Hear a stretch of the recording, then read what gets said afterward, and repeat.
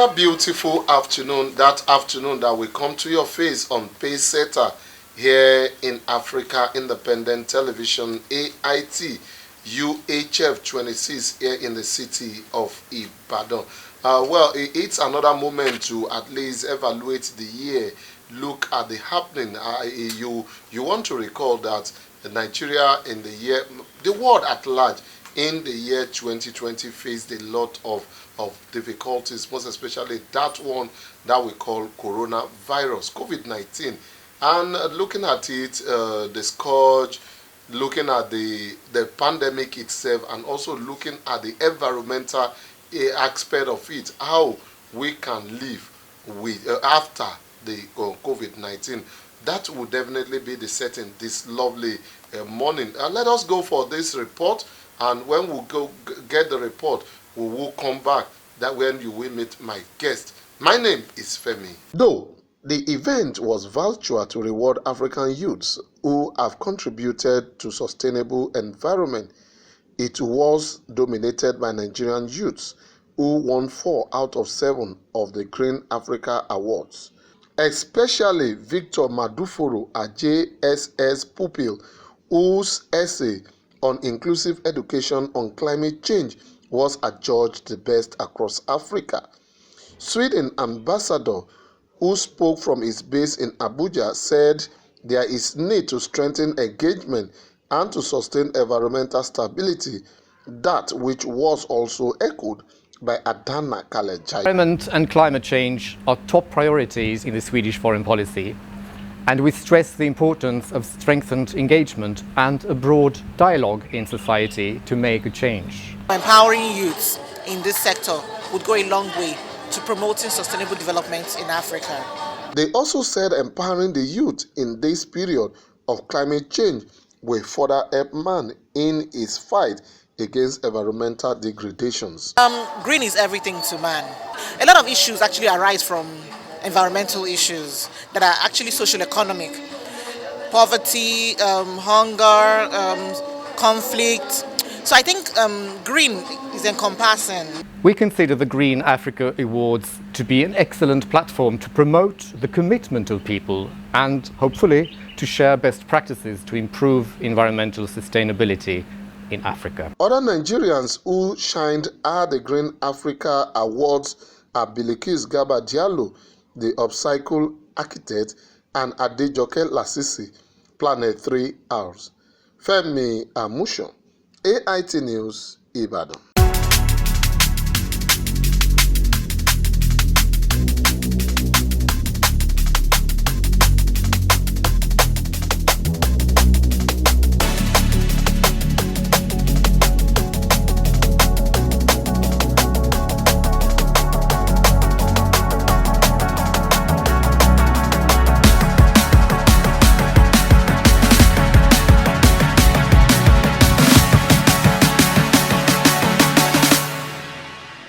Welcome back. The program is still PACESETTER on AIT UHF 26 here in the city of Ibadan.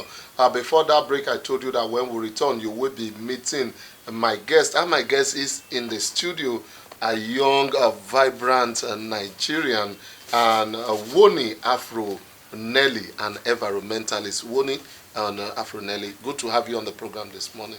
Thank you very much, sir. I'm glad to be here. Glad to be here, and you are an environmentalist, and we are looking at clean up Nigeria post-pandemic, the anti-littering environment, and we are looking at the phase 3 of it. So what's your take on this?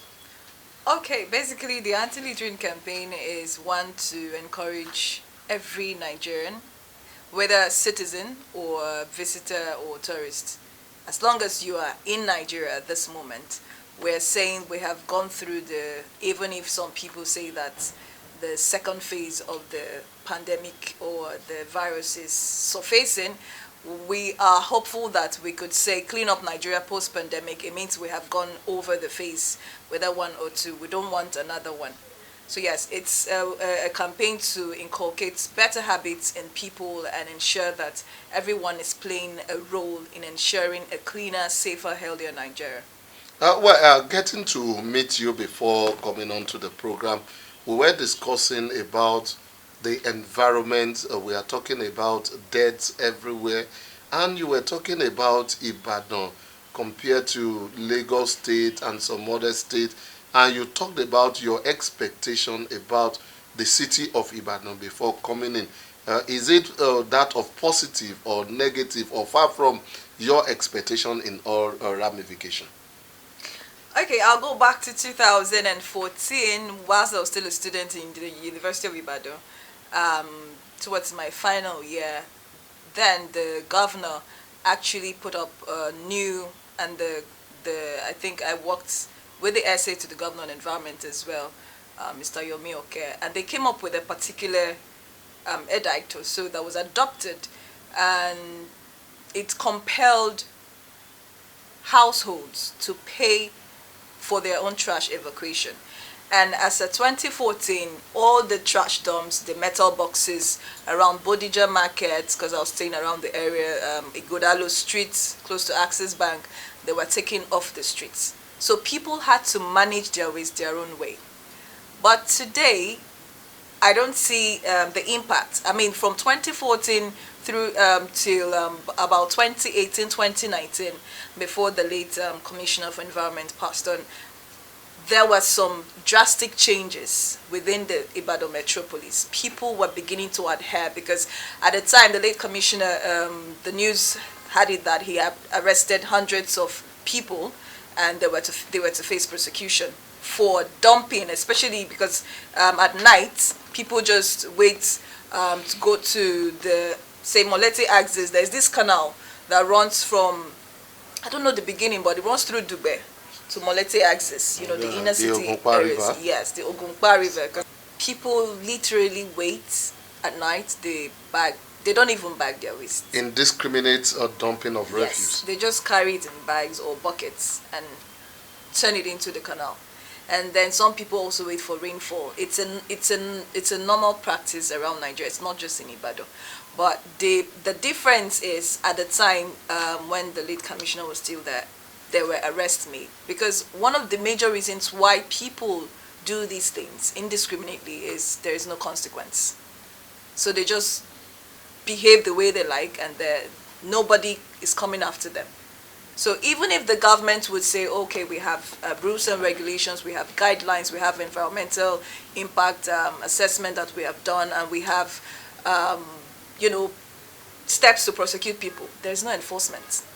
So people just act the way they like, and at the end of the day, no consequence, so they go on with the practice.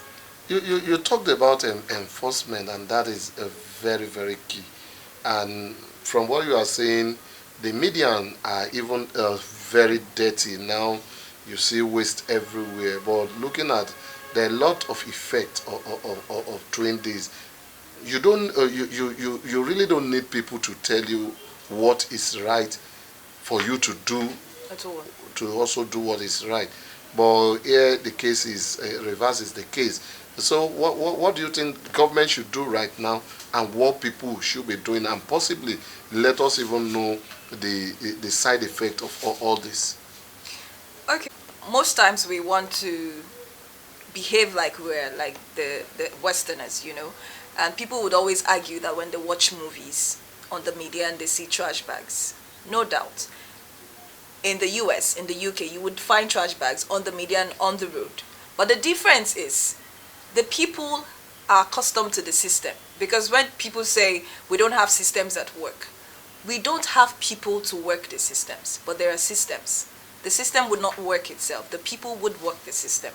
The difference between the Western world and Nigeria, for example, African countries, is that while those in the Western world would bag their waste and place on the media and on the road, I mean, there's a specific time that these service providers come take up the trash. They also they know the colors of bags for the different types of waste. I mean, there are classes of waste. You have the recyclables, you have the hazardous waste, you have the perishables, organic waste. So these persons bag the waste, and the service providers, it makes it easy for them. They don't have the problem of scavenging. Scavengers come, tear up bags and litter the whole place as well in a bid to, scavenge for plastics or metal, whatever it is they want to sell to recyclers. That's a major problem. Then again, I always cite this scenario, why people would always look for an excuse for a bad habit. When someone is hungry, nobody reminds you to eat. I mean, like you rightly said, people know the right thing to do. So why do we stay in this habit of indiscriminate dumping, even when the government has said this is a temporary collection point, the service providers would come pick it up and take to the permanent dump site? People still do not adhere. In Port Harcourt, for example, we don't get to pay for waste evacuation. The government bears the brunt of it, the entire brunt of it. But Port Harcourt, Rivers State, they are very rich.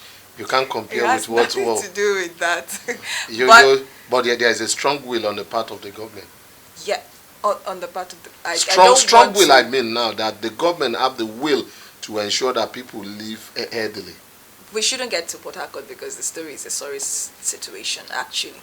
The reason why we're talking about it now is because I went to Lagos. It's a nationwide anti-littering campaign, and I've been to Lagos. I've interacted with people. I've seen firsthand what is going on in Lagos at the moment. And I kept, poking Lagosians and saying, oh, Ibadan is way better because of what I experienced in 2014 until 2018. But right now, I couldn't say there's much of, I think there's a retrogression in a way.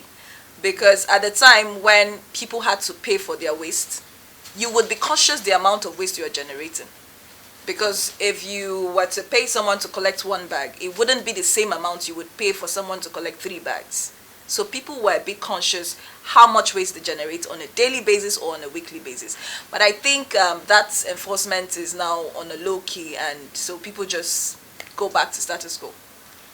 Well, people go back to status quo. That is what, unlike we told you, we are looking at Clean Up Nigeria post-pandemic.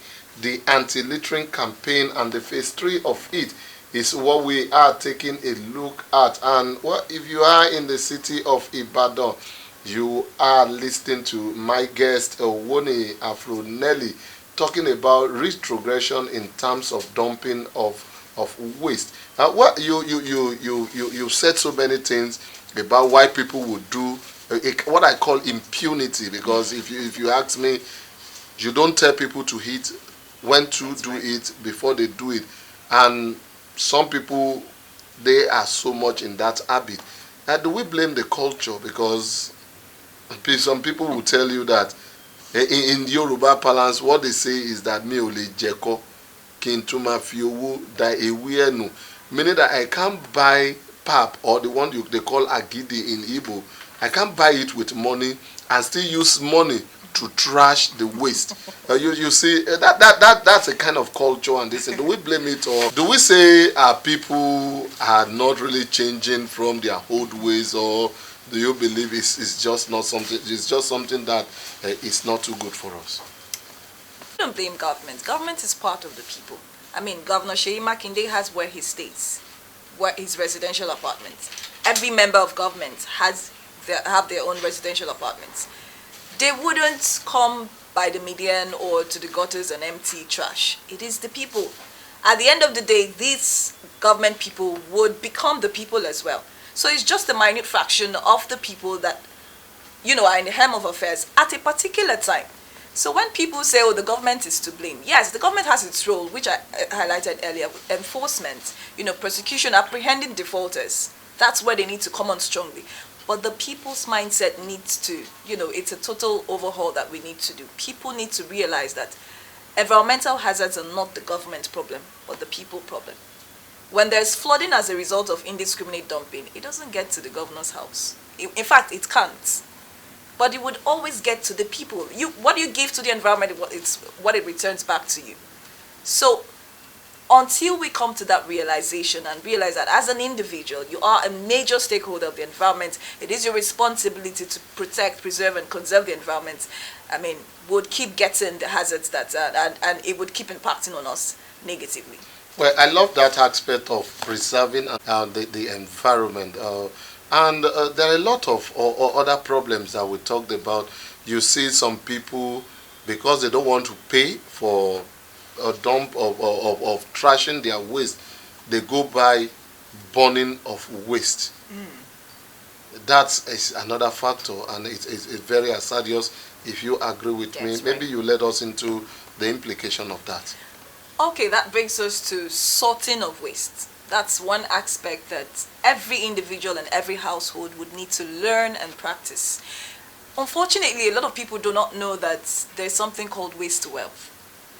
Now, if from the home front, I always say that 40% of flooding issues we have in Nigeria is as a result of indiscriminate dumping of waste. Because when we dump indiscriminately, it may not cause flooding at that particular location. Trash do travel. So it moves, either rainfall or wind blows it away and moves to another location, and then clogs our drainages, our storm drains, and takes it to the water bodies.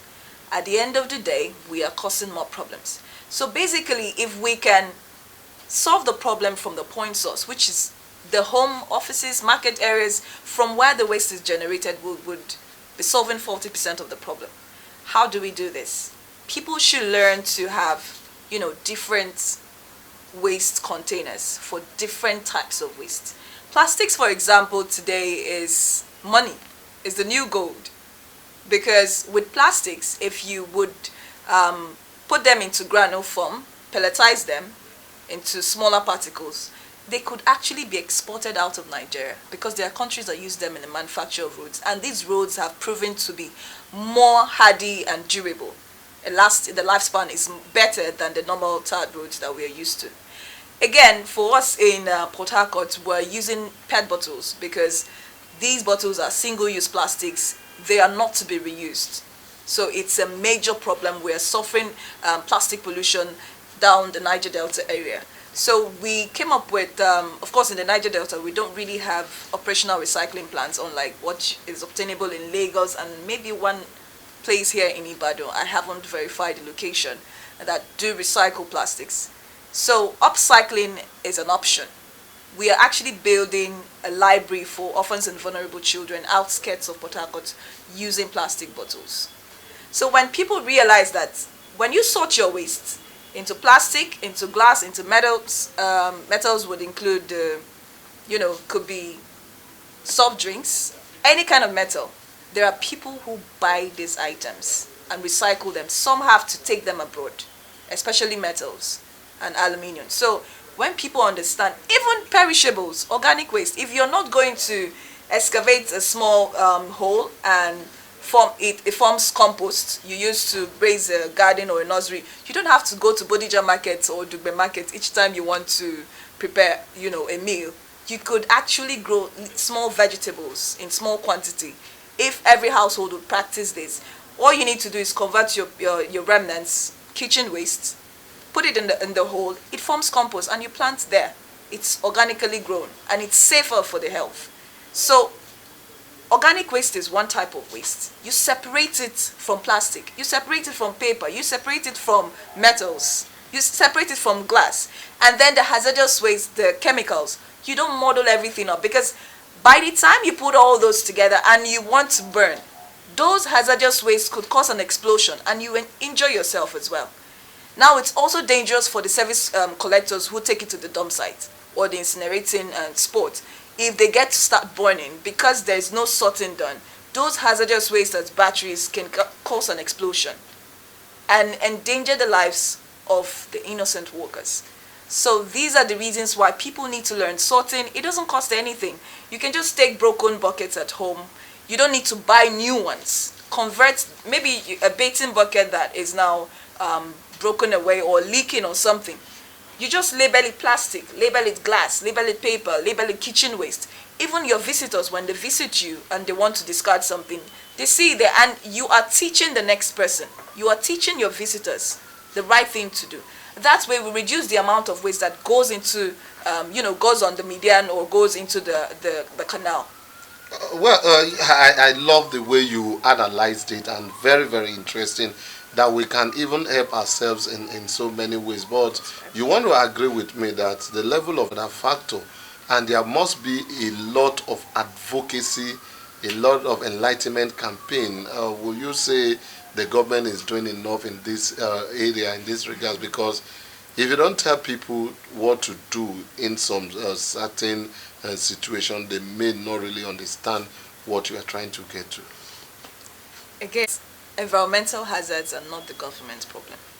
Not the government problem, but government have a part to play. That's what I'm saying. Enforcement I always and try enlightenment. to hold the people responsible. Oh. Why do you need task force to chase after you for dumping indiscriminately? Task force doesn't remind you to eat or drink. But you can't change man from his physical environment. Again, when you say illiteracy, what would you mean? Because most of the people who wind down their posh cars and flip trash are the elites. They drive beautiful cars, but then you see them littering actually. So I don't think illiteracy is the problem. It's the mindset, because it cuts across every strata in the society, whether rich or poor, whether educated or not.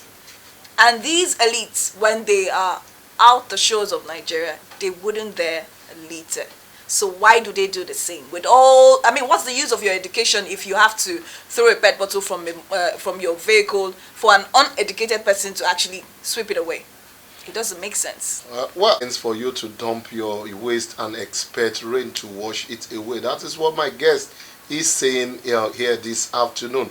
And as part of our ways of, at least also contributing to development of the country, and most especially in the area of environment, we tried as much as possible to go as far as meeting a young Nigerian who is trying to at least make you sure that recycling and upcycling it's an advantage, and this report will surprise you, or a lot of benefit that you can get from at least taking advantage of waste. They call it waste to wet, and this Nigerian call it Planet 3 hours, because recycling needs doing everything in terms of the hours of it.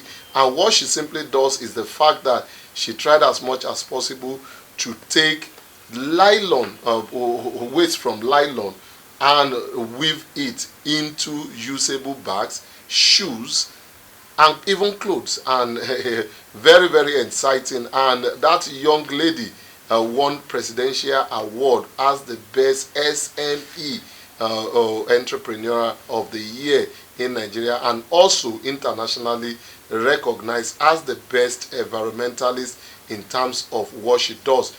So much that you can gain. Let us go for the report, and when we come back, we will be also looking at other aspects of this, most especially the area of pandemic. When you have a passion and you have a pleasure, it will be good to follow your passion, because your passion definitely will give you a pleasure. Most especially when you have a soft skill.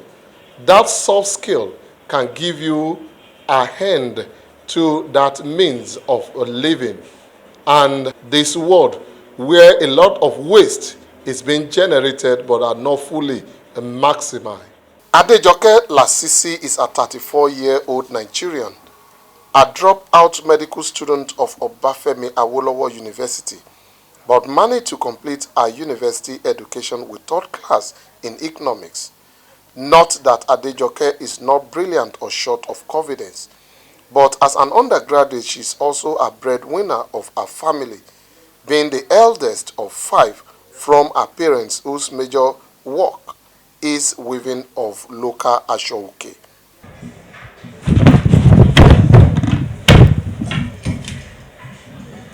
Being the first child actually came with a lot of challenges.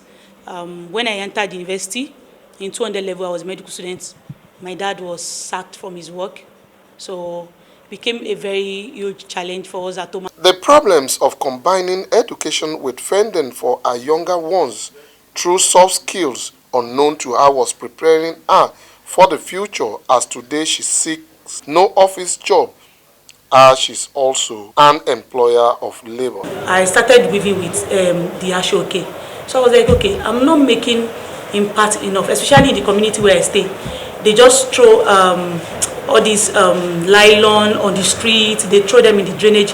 Even some go to the extent of burning all these their waste, like t-shirts, used jeans. So I was like, okay, how can I use what I have already? I have weaving skills. how can I use it to make impact in the environment, in our community? So that's why we started weaving all these nylon waste. Adejoke Lasisi is just only 1 year in business of waste to wealth, making these beautiful attires, bags and shoes from nylon waste that has given us so much recognition nationally and internationally by winning the prestigious Presidential SME Award and most recently Green Africa Awards. It's even like when you look at it in a way, you know, it makes me fulfilled because of the impact we are making. Aside from the fact that it's match up, even like way better than my expectation, like when I was in school, and the fact that I can help some youth to out there, you know, create employment opportunity and give them train them in these skills so that they can employ people as well. No doubt life is a mirror. When you smile at it in returns, it smiles back at you. With beautiful smiles, Adejoke told us how good she's making use of the soft skills that has made her stand tall. Most of all these opportunities I now get now, they don't even ask of the class that I graduated with. They just ask that, are you a graduate? What course did you study? So I just finished a mini MBA now recently. 50 of us were selected in Africa. Life is beautiful, most especially when you make it so attractive. All this might look jargon, might look rubbish, but for Adejoke Lasisi, this is where the journey of that beautiful story has started. From a young lady seeking employment, she is now employer of labor. FEMI AMUSAN, AIT News, IBADAN.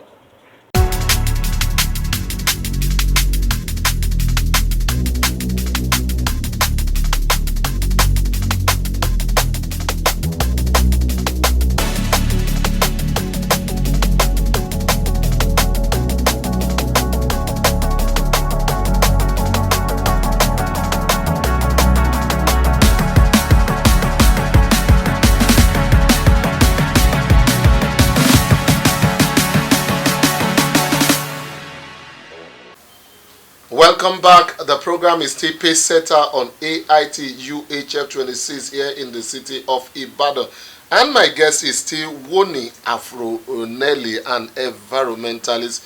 You saw that report, and that thing from that report is the fact that she went for medical study at the Obafemi Awolowo University. She dropped out.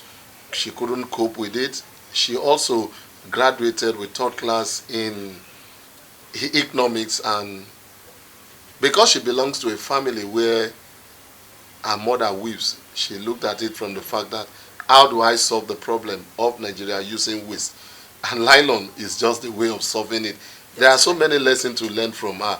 Definitely. And you need to tell us more what Nigerians can do, at least young Nigerians. We all seems to be looking for white collar job, but it's not available. Okay, I must say I'm impressed with that young lady's work. I follow her on Twitter, and I've seen a lot that she's been doing with crafting Africa, Nigeria on shirts, making bags and more. It's really impressive. Yes, the 3 hours of waste management that she works with, reducing the amount of waste to generate, reusing some that are reusable, and recycling. Although there's a 4th hour, but Nigeria is not there yet, because although Western countries have gotten there, there's what we call recovery, where you recover the energy in, say, plastics because of crude oil. That's the point, traditional start point for every plastic, most plastic you see rather, because there's plant-based plastic, especially like medications that we ingest, the capsules, those are plant-based plastics. Cigarette butts are also from crude oil. So yes, we are yet to, understand the 3 hours, so I wouldn't even bug anybody with the 4th one, the recovery. So yes, a lot of young people, that was quite innovative what she started, because we're used to weaving, especially here in the western part of Nigeria. Their shoke is woven, I think. Yeah, so a lot of you are used to that. But using trash bag, sachet water empty sachet to actually make dresses and bags. It's quite innovative. Now she's solving the issue of plastic pollution, and she's also generating income. So that's basically waste to wealth. Same thing, plastics could be recycled, PET bottles or broken chairs. There are 7 plastic types. Not all may be recyclable, especially number 7, but the number 1 plastic could be recycled, the polyethylene terephthalate. There's a high density polyethylene, HDPE. You find those with jerry cans. Some, I wouldn't know how to describe them, some kitchenwares that they use in chopping, those are plastic number 2. And then for some electronic gadgets, the hardy ones, those are also plastic number 2. Then you have the polyvinyl chloride, PVCs. There's of course, the PVC pipes that we use for housing and plumbing construction. There's the low density polyethylene. Those ones come, I think that sachet water would fall under the category. And some water bottles as well are LDPE. We also have the polypropylene. There's the polystyrene, and the number 7, which is polycarbonates. Those ones, the styrofoams, are not recyclable plastics. You couldn't recycle them, although people try to melt them and make flower vases out of them. That's also an innovative idea. So out of these 7 plastic types, I always tag the number 1 red. I mean, most of the time, if you were to get something in a number 1 plastic, you would see the recycle sign, the triangle. It's otherwise known as a one-time use plastic. It means the moment you open it, you discard it. In the University of Ibadan, I started working on plastic debris per se, and I think I should use this opportunity to shed more light on that. The number 1 plastic is the single-use plastic, and it's very dangerous, but a lot of people don't know. Now, the moment you open a number 1 plastic type, that's why we admonish people to use reusable water bottles, HDPE, not plastic number 2, or plastic number 5, to store water in refrigerators. You do not store water in refrigerators in PET bottles. The reason is this: at one opening, it reacts with atmospheric oxygen, and a lot of chemical reactions take place. Now, when that happens, and then you empty it and refill it, what happens is there are certain chemicals. When these particular bottles are produced, certain additives are included in their production cycle towards the end. It's like producing fish feed. When we produce fish feed, you add additives as growth hormones, as attractants to make the fish come faster to eat the feed. Now, when you put floating feed, for example, on water, if you notice, you would see these particles disintegrating. Those are the additives. The same method was adopted in the production of PET bottles. So by the time you open it, reaction has already started. And then you refill it, those chemicals leach from the bottles into the whatever liquid, whether food or water. It mixes, and over time you consume these things. You could actually pass on diseases to your unborn generation, because there's a tolerable intake by the WHO. The moment it exceeds that, you start storing up these substances in your system. Substances as dioxins, PCBs, polychlorinated biphenyls, bisphenol A, which most pregnant women, they will be advised to buy water bottles that are bisphenol A free. That's a dangerous chemical. They are carcinogenic in nature. They could cause cancer. They could also cause retardation in growth or development, puberty development in young people. So a lot of people experience strange diseases. They do not know it's as a result of this. They now blame, what do they call it, our village people. So these are facts that people need to understand. So when you know that these plastics are even dangerous, you would avoid them. Oh, well, when you know that these plastics, we avoid them. My guest here is telling us so much that we need to know. I must tell you that even myself, I am learning so much from the PET bottles. They are dangerous. When you open them, they release a lot of chemicals, and those chemicals are hazardous. Some of them are even cancerous. That is what she's saying. And when you use the PET bottle, don't use them again. Discard them. Yeah, she has been able to tell us so much, and I believe that you out there, you are learning. The campaign on environmental recycling and most of other on this program has started for a long time. We brought so many guests, and she's just one of them, and she's telling us some other aspects that we also need to know. But looking at all this, we are talking about the post-COVID, post-pandemic, whatever we are talking about, at least to make sure that we wipe out a pandemic in our society. How do we manage all this to ensure that at least we are free from all this trouble?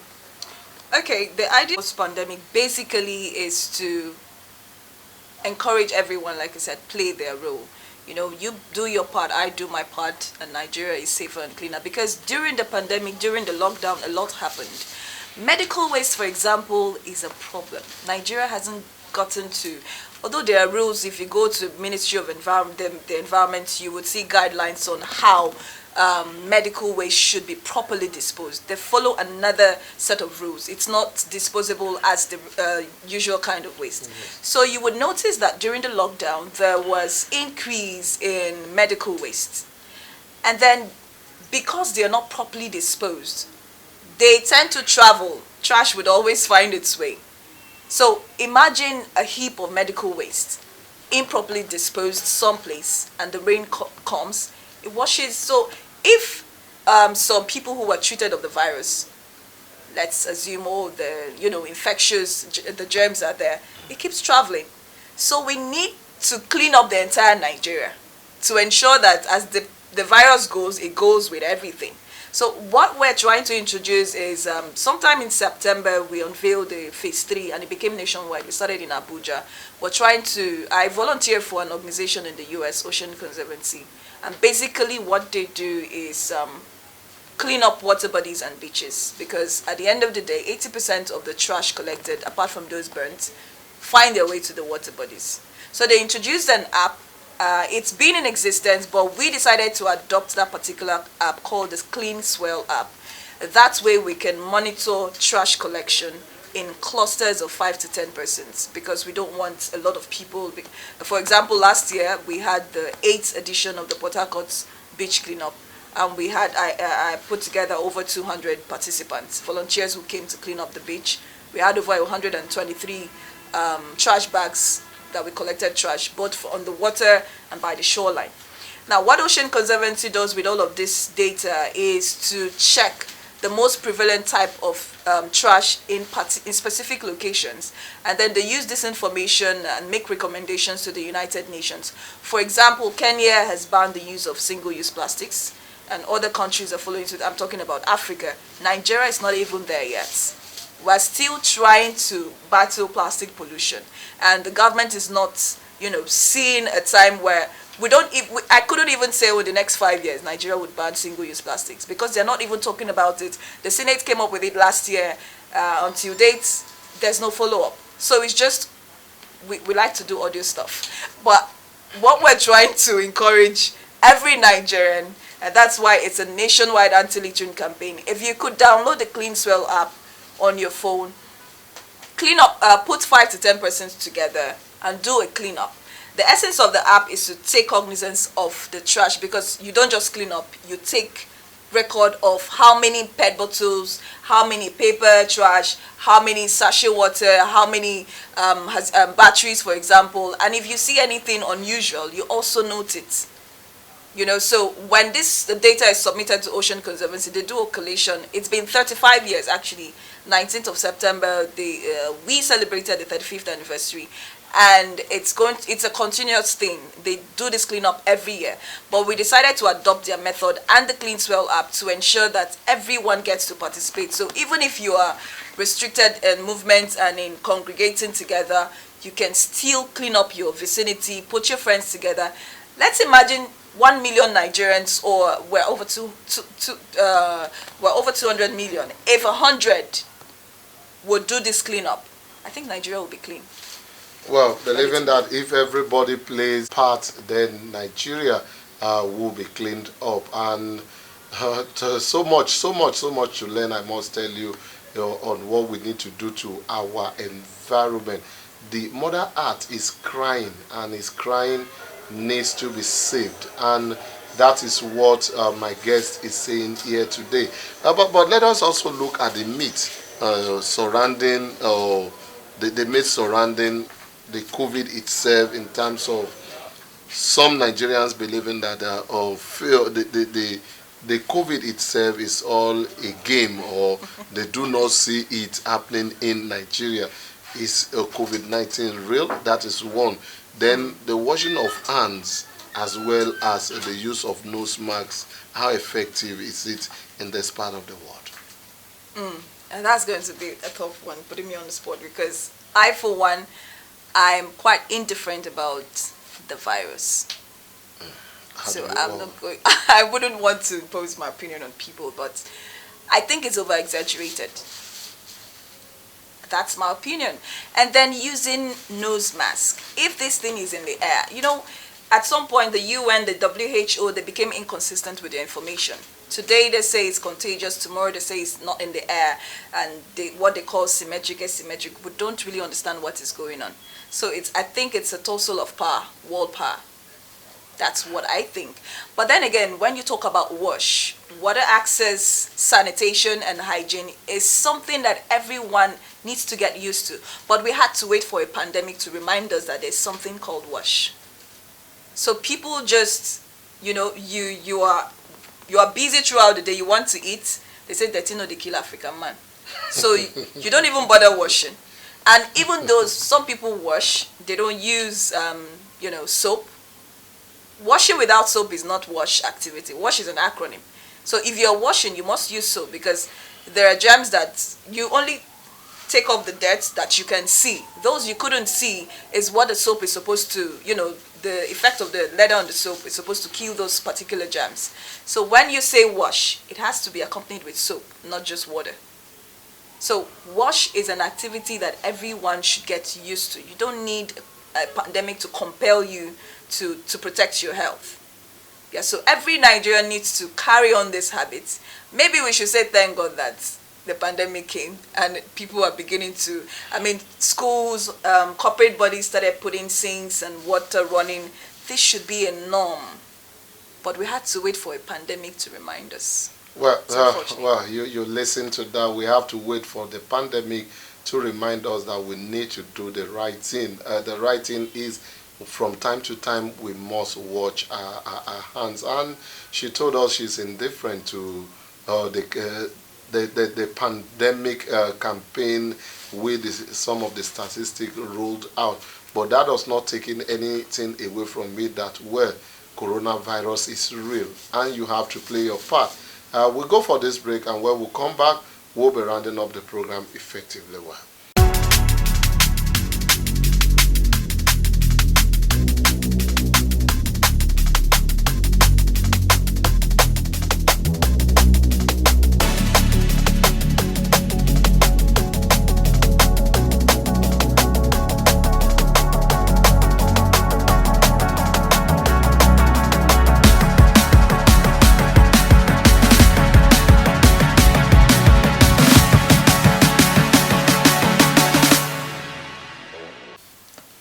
Alright, welcome back, and this is the final lap of the program. PACESETTER on AIT UHF 26 here in the city of Ibadan.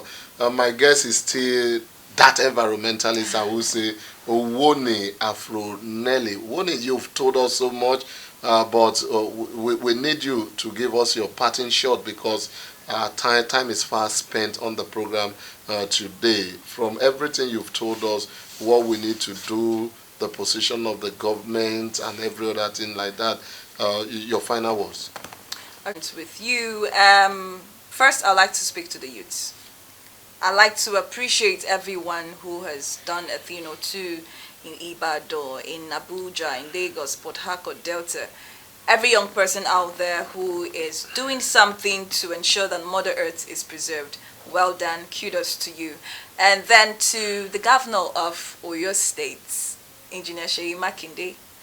Your Excellency, sir, I think you can do more. Pay more attention to the environment sector and if you need to set up a task force to effect certain changes here and there, I think it would be nice, because I noticed a rate of regression from the past administration. And then to the Nigerian government, I must commend the Minister of State for the Environment, Sharon Ike-Azul, because she's been quite up with, active with engaging the youth. And I think it's a pointer in the right direction, because the more she engages the youth, the more she discovers people with great innovations to move the country forward, especially in the environment sector. So yes, to the President Muhammadu Buhari, he mentioned that although the ministry says that they have kick-started the 25 million trees, he made that comment during the COP25 last year, and we want to see that effected. If we have 25 million trees around the country, it could go a long way in achieving some of the sustainable development goals, especially Goal 13 that talks about climate change. The air in Nigeria is polluted. Port Harcourt, for example, we're still suffering a black soot situation. And I think the air in Lagos is terrible. In Ibadan, you have a lot of dust here. And if you have more trees, it could, curtail that impact. Well, she's also taking us to another aspect of it, the area of climate change that we have been talking about for a very long time. And she is suggesting that, well, plant more tree here in Ibadan. The dust is everywhere, and that way save a lot. In Lagos State, the air is so much polluted, just like what is in Port Harcourt and some other aspects of Nigeria. My guest, WONNE Afronelly, an environmentalist. She's an initiator of myEnvironment, myWealth Nigeria. Well, that speaks volume, and it tells you a lot of things that you and I will have a part to play when we want to save Nigeria and when we want to save Mother Earth from crying. Well, that is how much we can bring to you this lovely afternoon. My name is FEMI Amushan, and the program is PACESETTER. God helping, next Wednesday we will be back. Bye for now.